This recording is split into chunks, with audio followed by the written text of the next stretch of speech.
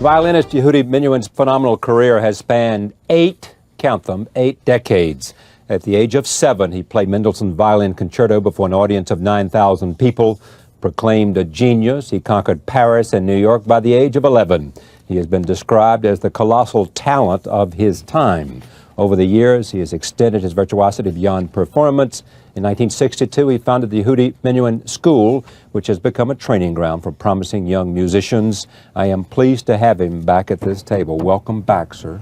Back to my hometown. I was born here. And you recently celebrated your birthday. 82 years, day before yesterday. And I reminded you that you once said that you had lived life in reverse. You were born old and you've been getting younger ever since.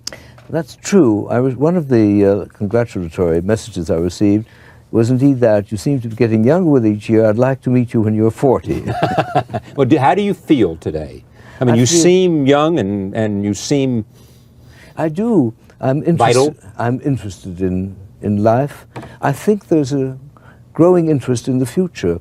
If I can generalize from my own experience, I know that when one is young, one does think of one's own immediate future. I began thinking of the world at large and humanity quite early, but I feel that as I'm growing older, my own future counts for less and less, and it's the future of the others, of the young people I know all over the world, of the musicians I know, of the children, my own children, and of the humanity at large, which is facing now a great period of trial and tribulation. Trial and tribulation? Yes. From what factors, you think? What concerns you when you look at their future? What concerns me is the need to develop an, how should I say, fulfillment of our capacities, of our inner moral, romantic, creative faculties, which are essential as part of our birthright. Every child is talented. I've always hated the appellation prodigy, you know. I felt I was perfectly normal, and I still feel I'm normal, and more so as I've come to know over the years young children, all of whom are talented, and talented for one thing or another. And that talent is so often crushed, and so often made to serve a particular purpose, advancement, some particular ambition. Parents' ambition is subject to parents' prejudices or society's expectations, and the child in itself is a complete entity. And I find that when its capacities, the senses, first of all the oral sense, hearing, a child can hear at the age of 12 weeks in the womb, the ear is perfect. And from then on, it communicates through the ear, and its first response is the primal scream, if you wish, and that's an announcement of already being there and having been there. And in fact, the gypsies have an interesting habit. The father often sings on the stomach of his expectant wife. Yeah. And it is, in fact, I read a few days ago that songs that the child hears in the womb are recognized when it is born and more quickly assimilated, apprehended. Someone here not long ago was talking about the advocacy of playing quality music, classical music and other good music during the pregnancy. Yes. Well, I think that is very important. There is a reaction. In fact, there's a sequence in the film I made, The Music of Man, some years ago, Canadian television, where we show exactly the reaction of the child in the womb to music, visually. Do you feel that this idea that what we might not do is allow everybody to full utilization of all of their talents? Exactly. Do you look back at your life and say, one blessing for me, one gift for me was that I found early my talent and I was able to nourish it? However large you want to count it, at least it was nourished. It was nourished, and I'm very grateful for parents and teachers who kept alive the ideal, the example, and something beyond the music itself, which is the serving of communication between man and his environment, between man and animals and music and other people. There's another dimension beyond just playing the music that's printed. And that is the communication of something which is impalpable, but does make other people laugh or smile or cry or long for or wish to recall or nostalgic or hopeful. These are real sensations. What is it that, when they talk about prodigy, when they talk about musical genius, let's say in a violinist, what is it? I think it's a supreme desire to express its own feelings and to be heard and to hear the response. That is what it is. A child is saying, this is what I feel, this is what I hope for. All you need do, as I have some time often at my school, is to hear a Japanese girl playing a Beethoven romance with all her heart and soul, with so much beauty and sensitivity and expression. And you say, what is this all about? And I think it's come out of 1,000 years of the suppression of the woman in Japan. And for once she can express herself. It's a release, and in the case of the Jews, in the case of the Gypsies, it's very much the same. They have a lot to say, and any child has a lot to say, only we immediately give them the framework, a rigid framework, and say it within this context, in this style, in this way. You're going to do it exactly as the teacher tells you, and often we kill the musical instinct that way. But what was it about you, your teacher, George Unesco, witnessing your playing a Bach when you were 11 years old, described the experience as the strangest, most exalted experience of his entire life as a musician. He said that your interpretation of that piece showed him that you had an understanding of the human soul at 11 years old. But the child is born with all the lives of those that preceded it. We wouldn't be what? With all the lives of those who preceded. With an understanding of all the lives? With the heritage of the, he wouldn't be here, she wouldn't be here. So the gene pool delivers that to him. And then you see, take Bach, take specifically, what is it in his music that is so great? It is the element of universality, of reverence, of passion, but not of egocentric passion. It's the sufferings of the Lord, all right, but they stood for everybody else's sufferings. So that music until the Romantic age, as long as it was sacred music, was describing all the suffering and the joys and the satisfactions and meditation, what you will, but through the life of Jesus, or the sacredness of the sensation. Today, that sacredness has disappeared, and you'd find it very difficult to instill the basic emotions of reverence and serenity and meditation, for instance. But they are basic to the human being and basic to the child. And I was not stranger to those feelings as a child, because my father came from a long line of rabbis, all right. He was concerned with the sad state of humanity at the time. He was quite left-wing, and in the purest and most idealistic possible way. So I too was concerned. In fact, my first hope, my greatest wish, was to play the Bach chaconne. Yes. Which you played at 11 when he heard you. To play it in the Sistine Chapel.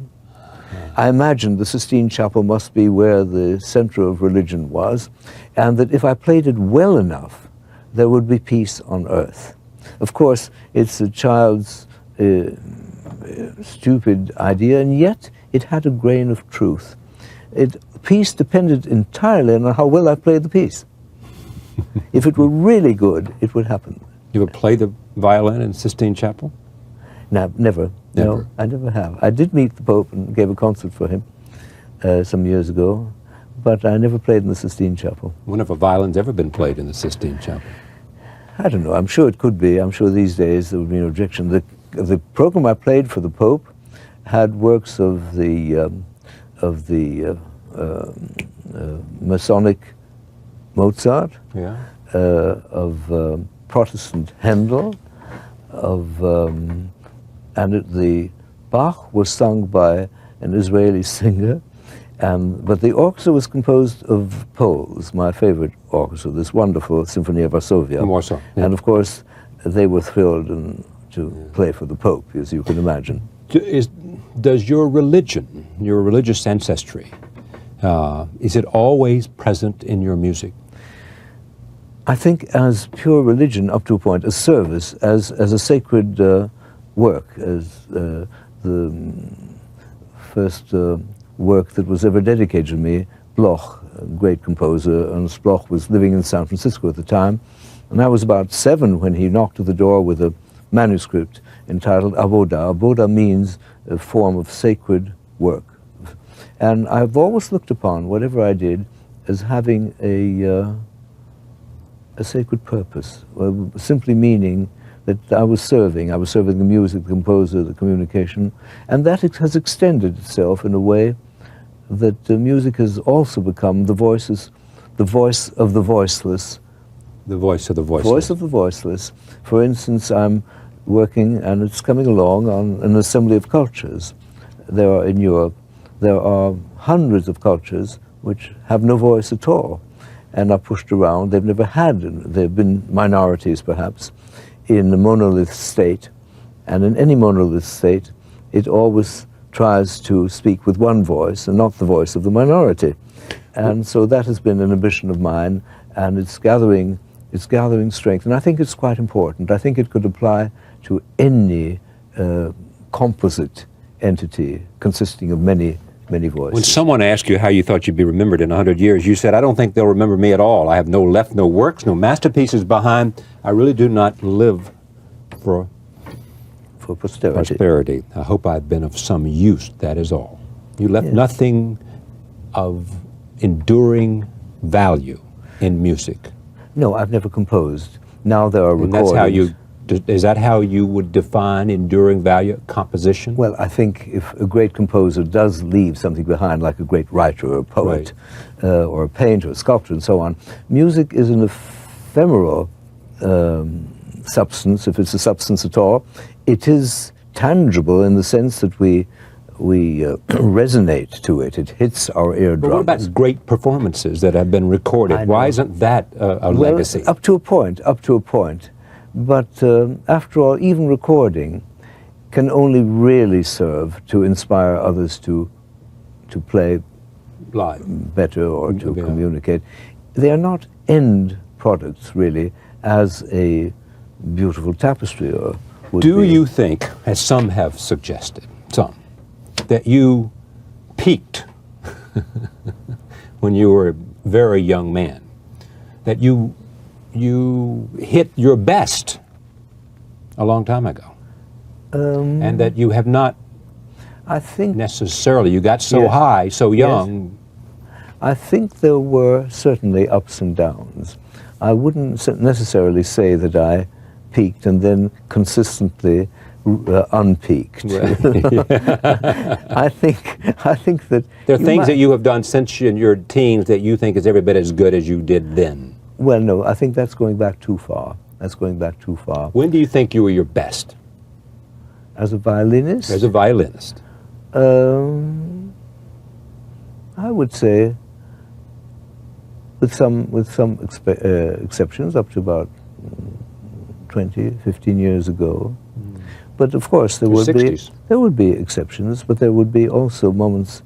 I don't think that this idea of what disturbs me about human thought is they always want to render it into geometry and into categories and to facts. Big, better, best. On November the 12th, he reached his best. Do you think you could have been as good as you were on the violin on another instrument? No, I don't.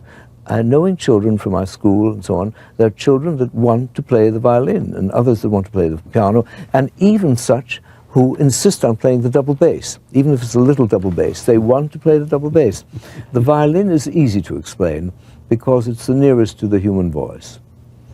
and you hold it against your neck with vocal cords themselves, and your body should vibrate to the violin. Too many violinists hold the violin too tightly between their shoulder and the neck, not allowing it to vibrate. And the bow also should feel as if like a living bird in one's hands, you know. And that is easy to explain. Nomadic people traveled the violin, it was easy. The gypsies played the violin. The Jews played the violin because, again, it was something close to the heart and something with which they could express themselves. There was such a richness of folk music in that part of Europe that binds East and West, the part that binds, well, India to Afghanistan and those countries of the Black Sea, on to Romania and Hungary. That really was where East met West, and where the intensity of folk music is at its greatest. Let me close with this question, simple. And what are you most proud of? I don't know that I'm proud of anything. What is it that... At most I can speak of satisfaction. Satisfaction? Yes. If I see a good result to my efforts, if I enjoy playing, if I see children who are filled with the desire to play beautifully and are balanced and are... And what do you regret the most? What I regret the most is when I haven't lived up to what I should have done vis-à-vis perhaps friends or parents or wife or colleagues, or there are certain things that I could have done better. But as long as one can still correct and improve, yeah. I think that's... And make a great effort. Thank you. Thank you so much. Pleasure to have you. Well, I enjoyed it. Thank you for joining us. We'll see you next time.